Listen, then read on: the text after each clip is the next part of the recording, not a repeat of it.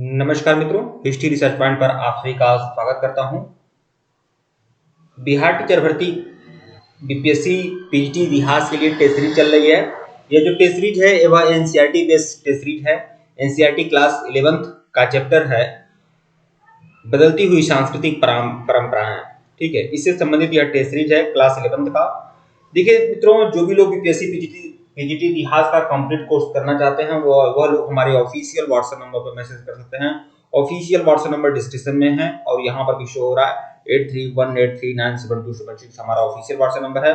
Phone पे Paytm number यही है, पेमेंट करके स्क्रीनशॉट भेजिएगा केवल 1499 का और आप लोग को पूरा कंप्लीट कोर्स आप लोग को दिया जाएगा। कक्षा 6 से लेकर 12 तक की पूरी एनसीईआरटी हिस्ट्री का आप लोग को हैंडरिटेन नोट्स भी मिलेगा, पीपीटी नोट्स मिलेगा, टेस्ट सीरीज मिलेगा, लगभग 2500 एमसीक्यू की टेस्ट सीरीज मिलेगी फुल एक्सप्लेनेशन के साथ। जिनको भी हमारी सीरीज को ज्वाइन करना है वह ज्वाइन कर सकते हैं।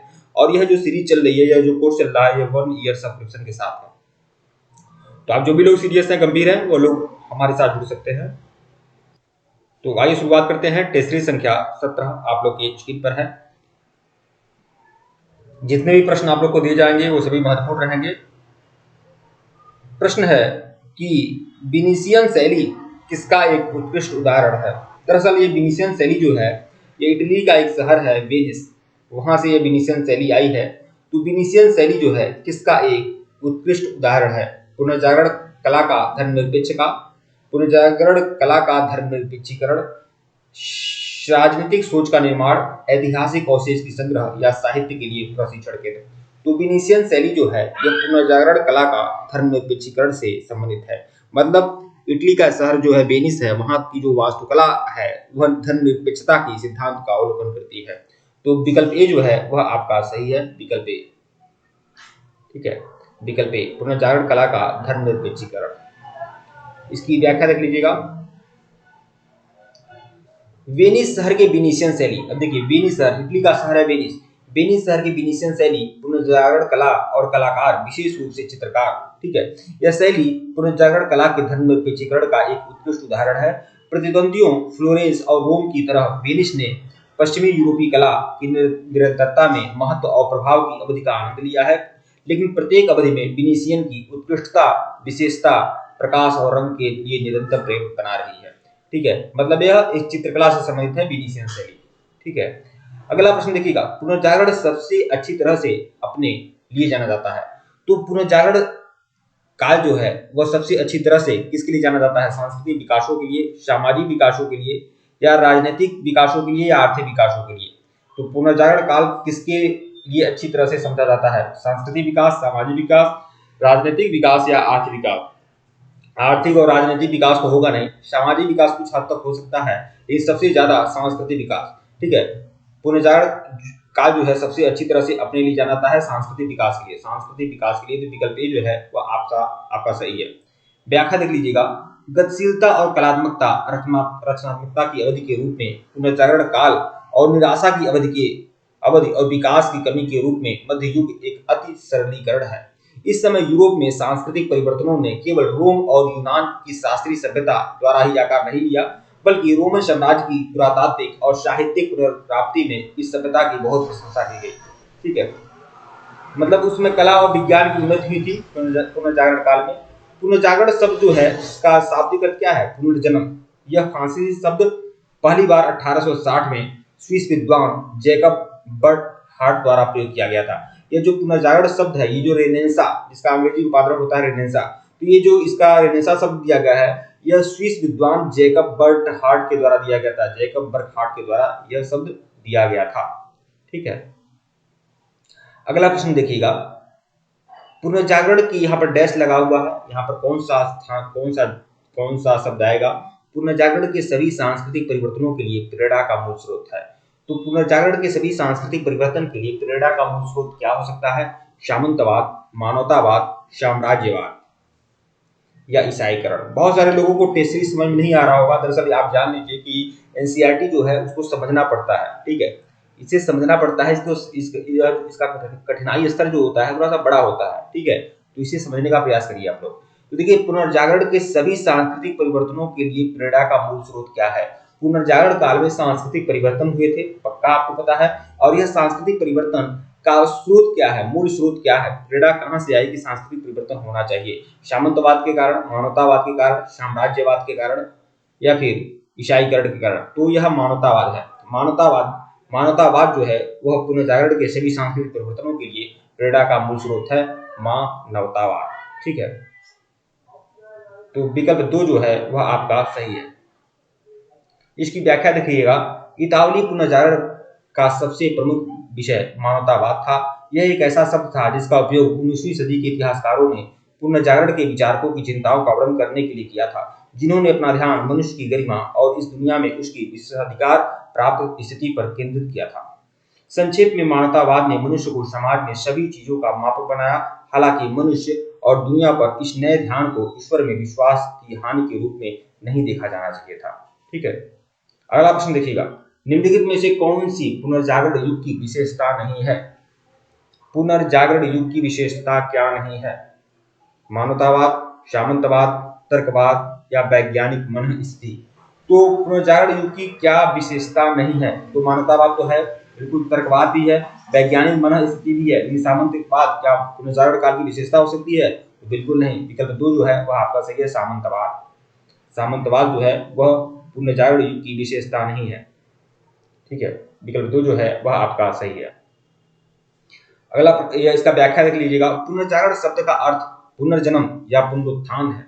ठीक है, पुनर्जागरण युग जो है वह यूरोप में कला और अधिगम में रुचि के पुनरुत्थान का काल है। मतलब इसी समय बहुत अच्छे वैज्ञानिक हुए, अच्छे कलाकार, साहित्यकार, गणितज्ञ, ठीक है, चित्रकार, मूर्तिकार आदि लोग हुए। ठीक है, तो यह पुनर्जागरण युग जो है वह यूरोप में कला और अधिगम में रुचि के पुनरुत्थान का काल है। पुनर्जागरण युग की प्रमुख विशेषता इस प्रकार है। कौन कौन सी विशेषता देख लीजिए, तो मानवतावाद इसकी सबसे प्रमुख विशेषता है। यह एक सांस्कृतिक आंदोलन था, मानवतावाद, जिसने 14वीं सदी में इटली में आकार लेना शुरू कर दिया था। मानवतावाद ने इस विचार को बढ़ावा दिया कि मनुष्य अपने स्वयं के ब्रह्मांड का केंद्र है। मतलब मानवतावाद में क्या होता है, मनुष्य जो होता है वही केंद्र होता है। कुल मिलाकर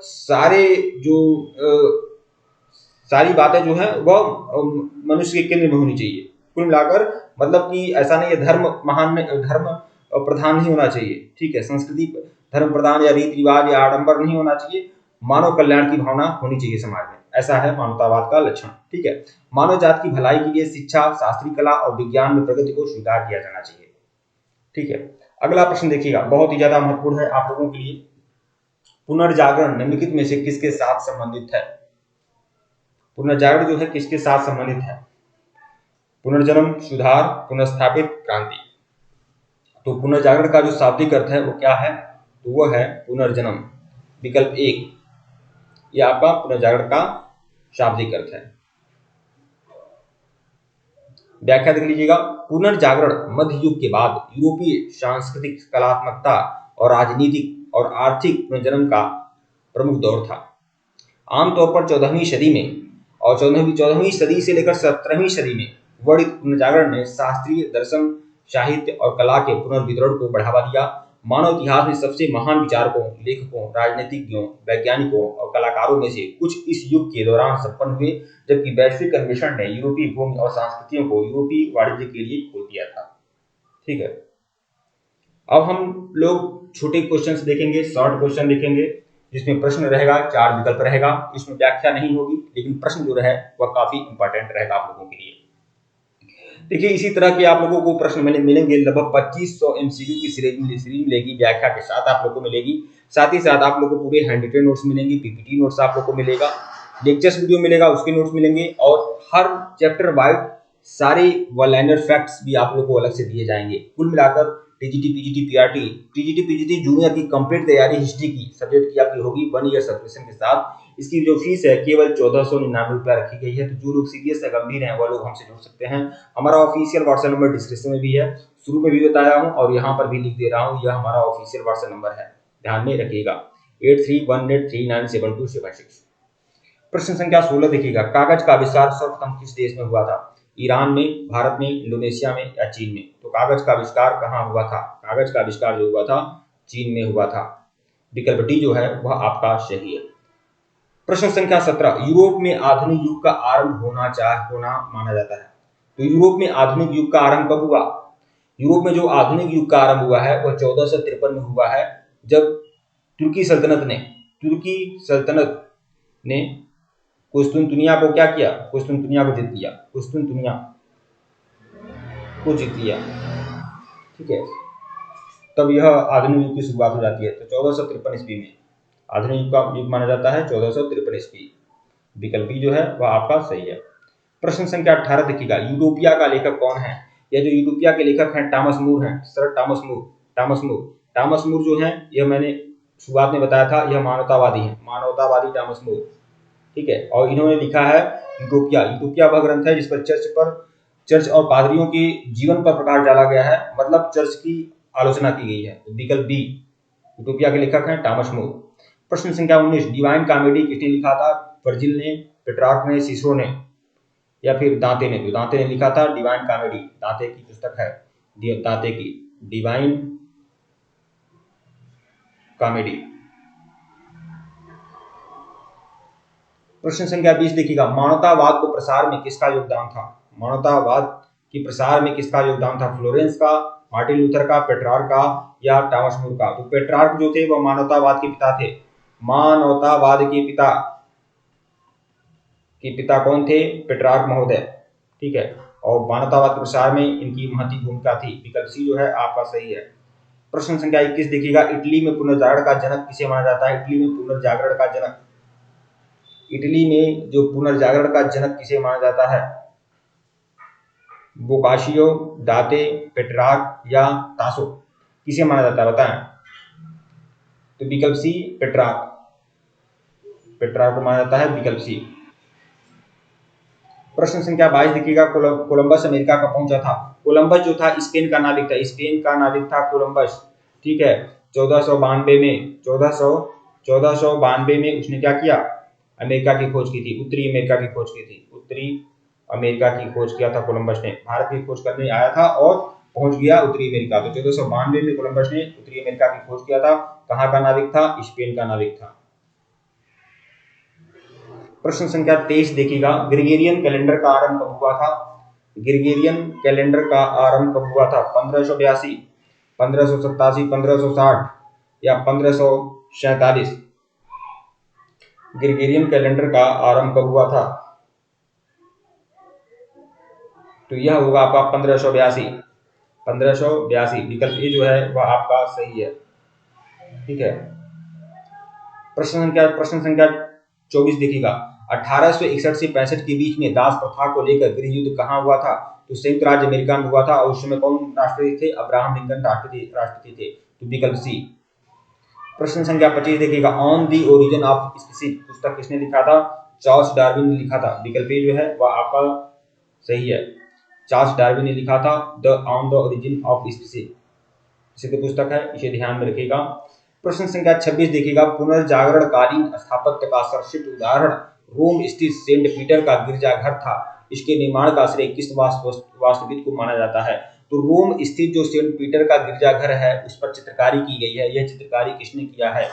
जॉन डे ने किया है, माइकल एंजेलो ने किया है, राफेल ने किया है, इनमें से सभी ने किया है। तो माइकल एंजेलो ने किया है, माइकल एंजेलो। ठीक है, प्रश्न संख्या 27 देखिएगा, निम्नलिखित में से कौन सी सामंतों की एक श्रेणी नहीं थी? सामंतों की श्रेणी कौन सी नहीं थी? नाइट जो थी सामंतों की श्रेणी थी, द्वीप भी सामंतों की श्रेणी थी, सर्प भी सामंतों की श्रेणी थी। कौन नहीं थी? तो बैरन आपकी सामंतों की श्रेणी नहीं थी। विकल्प ए जो है वह आपका सही है। प्रश्न संख्या 28 देखिएगा, अभिजात सत्ताधारी वर्ग में प्रवेश के लिए प्रतियोगी परीक्षा कहाँ आयोजन किया जाता था? मतलब सर्वप्रथम कहाँ पर प्रतियोगी परीक्षा आयोजन किया जाता था अगर किसी को अधिकारी बनना होता था? ठीक है, अगर किसी को अभिजात वर्ग में आना होता था तो उसको प्रतियोगी परीक्षा का आयोजन लिया जाता था। यह सर्वप्रथम प्रतियोगी परीक्षा का आयोजन कहाँ हुआ था? जापान में, बर्मा में, भारत में या फिर चीन में? तो प्रतियोगी परीक्षा का आयोजन चीन में होता था, यह सबको पता है। ठीक है, प्रश्न संख्या 29 देखिएगा, दी पाइटा नामक चित्र किसकी कृति है? दी पाइटा नामक चित्र जो है किसकी कृति है? तो माइकल